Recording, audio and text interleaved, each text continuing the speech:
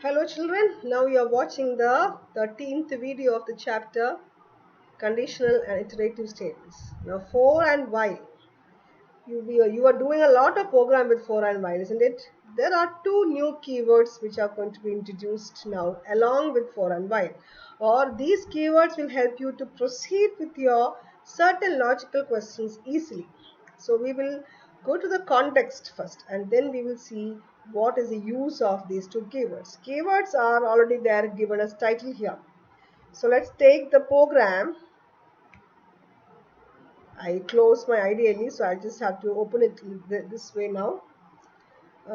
Yeah, we'll take from break this one IDLE.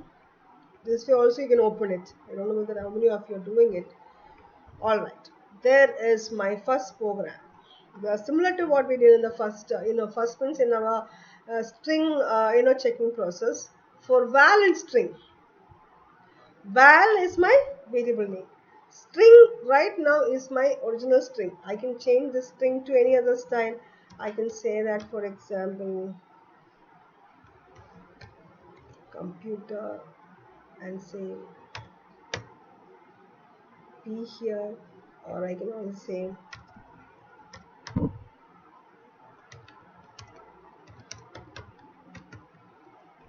check the program, and I can also put p there. Whichever way I want, I can put any string. I can put directly without storing it into another variable.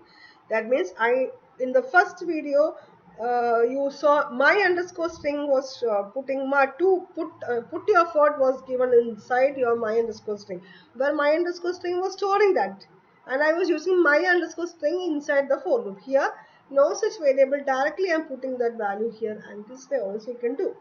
And what is checked here, if val equal to p, that means if by chance val come across the letter p, you are breaking. The break, as the name indicates, it terminates from the loop. That means it will never reach the end here. Before that, whenever it encounters the letter P, it breaks and come out. That means program works like this. First value will be C. C is checked with P, not matching, so break won't happen, so C will print. Then H will print because H is not P. Then E will print, C will print, K will print because they are not matching with P. Space will come, the will come, THE will come, then the next space will come. Understood? Then P is encountered. Once P is encountered, it stops. So that's break. See, check the space is also coming, the end is coming. That means break is used to abnormally terminate from the loop. Loop was supposed to go till check the program's S, but loop never reached there because there was a break inside the block. So break is a keyword which helps to abnormally terminate from the loop. No other definition is required. It's as simple as that. Whenever you don't want the complete iteration to happen and in between you wanted to break and come out, you can use this particular keyword called as break. Same thing used with your next one, that is while. Continue. This time I'm using continue. See, removing the other one from here. And let's not write string again. Let's write the same thing, that is check the programs. Anything you can write like this way.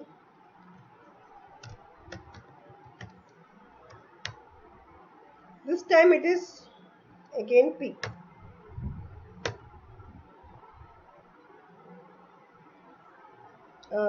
H is there 2 times, so I'm going to change it to H. Okay, let's see why I'm doing. I'll show you. Okay, continue, as the name indicates, it won't break or it won't stop. It will continue, but it will continue in such a way that, okay, first we see C is not matching, so it will just print it. Then H comes.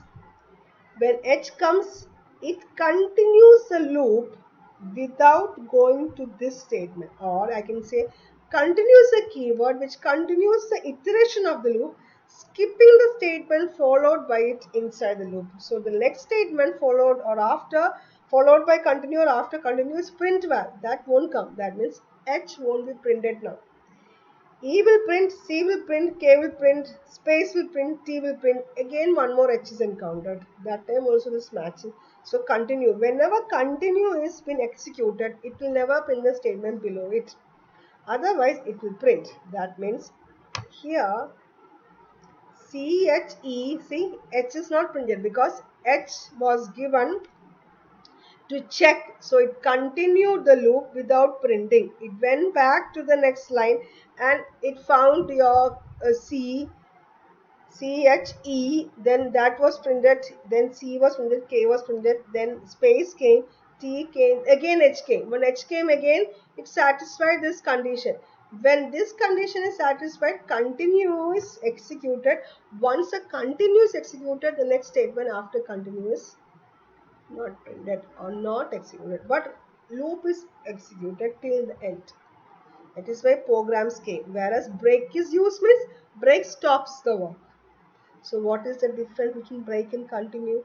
Break normally terminates the loop. Continue when it is coming, it will continue the iteration of the loop, skipping the statements after the continue in the loop. Not any other statement. Any other statement, the end will come. Because it is not part of the loop. In the loop, whatever you are giving will not come. If I give, see where not is coming, okay? It will come everywhere, but it will never come for the CHECK. This will only print when you complete it. It will never come for this. So whatever statements under that is coming won't be printed. So you can continue by checking by yourself. Let's do another program of the same kind with break 2 is given here, and this time it is with a prime number. What is a prime number? You all might have heard about prime number earlier, isn't it? Prime number is a number which is having only two factors, 1 and its own number. If any other number is divisible, divisibility is there, it is not considered as a prime number. So prime numbers are very rare here. I have given input a number, that is my limit. Actually, I should say it's not limit, that is my number which I am going to check whether it is prime or not. So let's say I entered anything, okay? Since 1 is not to be considered here, I am skipping 1 and putting 2 because the checking process should start from 2 itself. Why 1? Because 1 is anyway is a factor of every number. So that is not considered here. So we have to start with 2. Only with prime we need to do this. So according to the programs, we can change the looping iterations process, starting point, ending point. So it is not mandatory that you should always start with 1. See, for here it starts with 2 and should never reach n also, because if I am giving the number as, say for example 7, it should never reach 7 because it should just check whether the number between 2 to 6 anywhere 7 is divisible or not. So imagine if it is 7. So 7 percentage 2 equal to 0, not condition is not satisfied. Okay, 3%, 7 percentage 3 not satisfied. 4, 7 percentage 4 is not satisfied. 7 percentage 5 is not satisfied. 6, 7 percentage 6 is not satisfied, and that's it, finished. So this condition never came, and you never came to the break or nothing. So that means 7 is a prime number because it never satisfied the condition. So if I run the program, I put 7, it will show 7 is a prime number. Now getting back to business, where imagine I am putting 6. So 2 to 5. 6 percentage 2. You know it is satisfying the condition. As soon as it's satisfied, it says 6 is what is it? You're just showing that with end 6 is a prime number. Sorry, 6 is not a prime number with this style of explanation. 6 is 2 into that particular value is shown, not a prime. I'll show you by running the way I have done later. Python shell is already running. I'm just closing this and running. Once again, we work. Here number 6. 6 is 2 into 3. This is the way I have planned it. Or you can just say equal to. This was 2, this was into, and this was the multiplication, I mean the division, which happened. So the final answer will come. Okay. Hope it is clear to you. Even if you're not writing like this way also, no issues.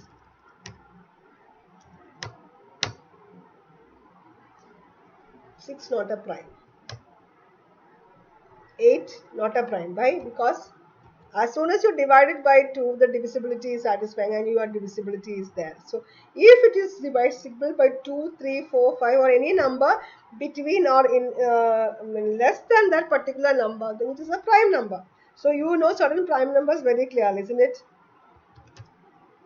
It's a prime because it is not divisible by any numbers ranging from 2 to 12. So this is how you check a prime number. And here we are using our real use, or your break is being continuously used there so that you will understand when to stop. It won't go till the complete iteration. It will start from 2, it should reach till the one number less than n. But since break is there, as soon as if it is divisible by 2, you're stopping and you're coming and saying it's not a prime. If it is not satisfying with 2, let's take for example 5. Okay, now 5 we are giving.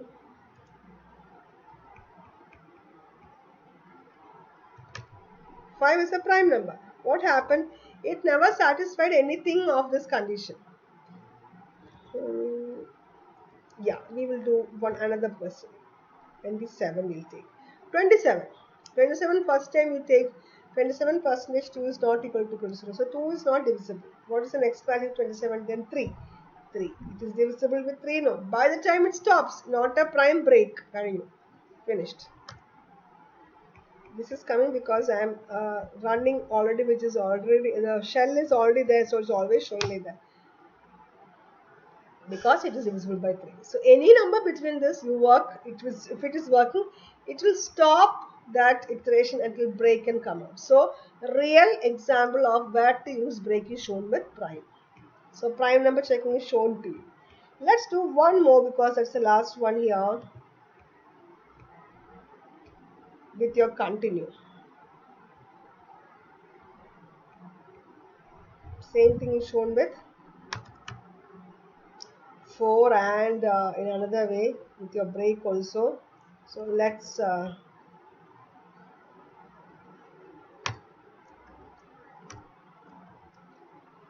comment everything.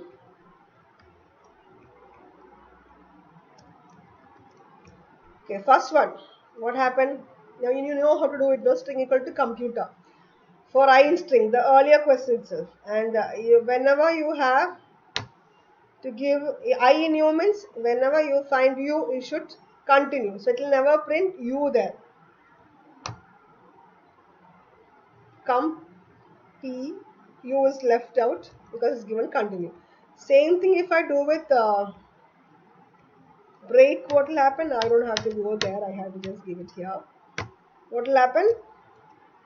Yes, it will print COMP and stops. That's it. So breaking continuous perfect example is over here. One more is shown here where let me just comment this whole thing and uncomment this just to show you that I can use it here this way also. See, numbers ranging from 2 to 9.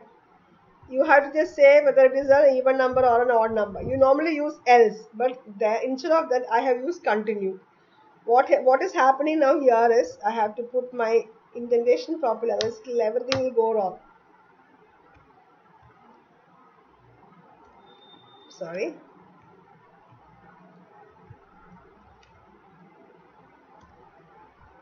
The 3 are there, 3 segments are under the block. One more missing. This is something which should be kept in mind. Even when you think you remember everything, you may not. So indentations, if it is not correct, you are going to be in trouble. Okay.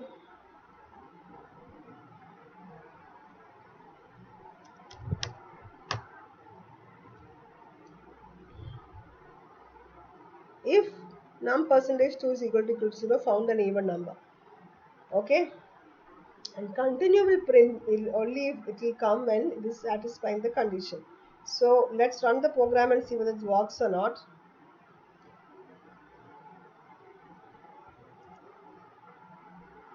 See, it found an even number. It will never print which one, the odd number.